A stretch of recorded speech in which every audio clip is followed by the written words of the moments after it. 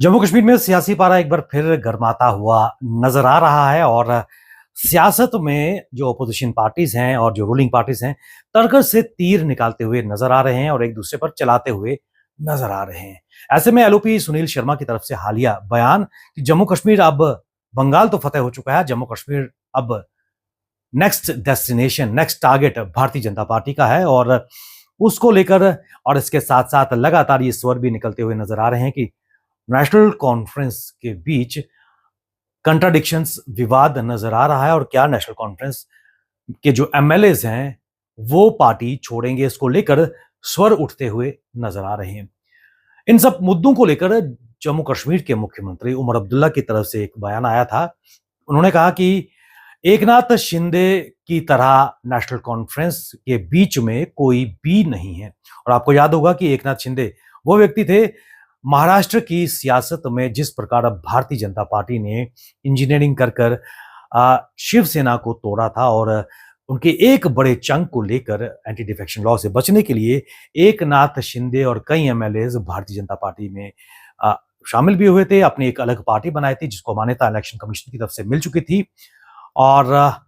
वो ही एक्सपेरिमेंट क्या जम्मू कश्मीर में दोहराया जाएगा, ये सवाल अब उठते हुए नजर आ रहे हैं क्योंकि एलओपी सुनील शर्मा का यह बयान कि भारतीय जनता पार्टी का अगला टारगेट जम्मू कश्मीर है और जम्मू कश्मीर में कमल खिलेगा, इस बात पर लेकर उमर अब्दुल्ला ने भी कटाक्ष किया है कि उनकी पार्टी में कोई भी एकनाथ शिंदे नहीं है और महाराष्ट्र जैसा एक्सपेरिमेंट भारतीय जनता पार्टी का जम्मू कश्मीर में सफल नहीं होगा और उनके सभी विधायक एकजुट हैं। क्या वाकई नेशनल कॉन्फ्रेंस में सब ठीक है और क्या नेशनल कॉन्फ्रेंस के जो बागी सांसद हैं, आगा सईद रहुल्ला की अगर बात करें, जिनके उन तेवरों के कारण नेशनल कॉन्फ्रेंस को बडगाम की सीट हारनी पड़ी थी, कैंपेनिंग के बजाय आगा सईद मेहंदी रहुल्ला जर्मनी चले गए थे और जिसका असर नेशनल कॉन्फ्रेंस की जीत पर पड़ा था क्योंकि यही वो सीट थी जो पहले उमर अब्दुल्ला ने जीती थी और उसके बाद जब आगा सईद रहुल्ला और उमर अब्दुल्ला की तलखियां बढ़ी तो आगा रहुल्ला मेहंदी जर्मनी गए और कैंपेनिंग यहां नहीं की, जिसके नतीजे में पीडीपी ने सीट जीती थी। तो यूं लग रहा है कि जम्मू कश्मीर नेशनल कॉन्फ्रेंस के जो एमएलए हैं सब ठीक नहीं है और कुछ तस्वीरें विधानसभा की भी नजर आई जब वहां डॉक्टर बशीर अहमद वीरी की तलखियां, उनके आंसू, कई चीज उन्होंने सामने लाई हैं और ऐसे में उमर अब्दुल्ला ने यह बयान दिया कि उनकी पार्टी में एकनाथ शिंदे जैसा कोई भी नहीं है और भारतीय जनता पार्टी इस तरह की एक्सरसाइज करती आई है और इस तरह की प्रयास लगातार हैं कि विभिन्न स्टेट्स में जहां पर भाजपा की सरकार नहीं है वहां पर फूट डाली जाए। और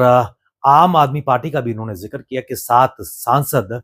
10 में से भारतीय जनता पार्टी में शामिल हुए हैं और भारतीय जनता पार्टी ये सब करने में माहिर है। बहरहाल उन्होंने ये भी कहा कि उनकी पार्टी एकजुट है और कैबिनेट एक्सपेंशन की उन्होंने बात की कि हमें स्टेटहुड नहीं मिला है इसलिए हम कैबिनेट एक्सपेंशन नहीं कर रहे, हमें किसी चीज का भय नहीं है। लेकिन जो बयान एलओपी सुनील शर्मा और उमर अब्दुल्ला के सामने आ रहे हैं, कई सवाल खड़े होना लाजमी है कि आने वाले दिनों में जो सियासी पारा जम्मू कश्मीर में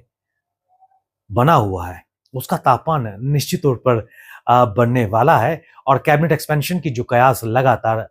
उठती हुई नजर आई हैं, क्या कैबिनेट एक्सपेंशन जम्मू कश्मीर में होगा और अगर होगा तो कौन से चेहरे सामने होंगे। फिलहाल सबसे बड़ी जो सवाल उन्होंने कहा कि जो स्पिलिट की खबरें सामने आ रही हैं कि नेशनल कॉन्फ्रेंस के एमएलए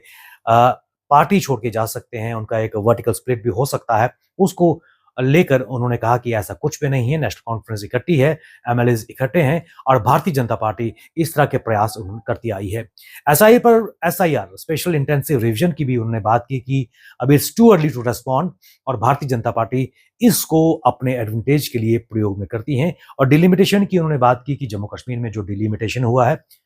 भारतीय जनता पार्टी ने अपने जो साथी थे उनको बेनिफिट देने के लिए डिलिमिटेशन की, लेकिन वहां पर भी भारतीय जनता पार्टी विफल होती नजर आई है। तो कुल मिलाकर सियासी पारा गर्माहट बढ़ती हुई नजर आ रही है। उमर अब्दुल्ला के रिएक्शन और एलओपी की स्टेटमेंट कहीं ना कहीं कई सवाल करते नजर आ रही है और आने वाला वक्त बताएगा कि वाकई नेशनल कॉन्फ्रेंस में कोई एकनाथ शिंदे है या नहीं है, और क्या आने वाले समय में नेशनल कॉन्फ्रेंस एकजुट रह पाएगी, या फिर भारतीय जनता पार्टी की जो कार्यप्रणाली है विभिन्न पार्टियों के बीच वर्टिकल स्प्लिट का जो सक्सेसफुल मंत्र रहा है, क्या वो जम्मू कश्मीर में भी देखने को मिलेगा, और जम्मू कश्मीर में ऑपरेशन लोटस क्या कामयाब हो पाएगा? बने रहिए हिमालय मेल के साथ, हमें दीजिए इजाजत। नमस्कार।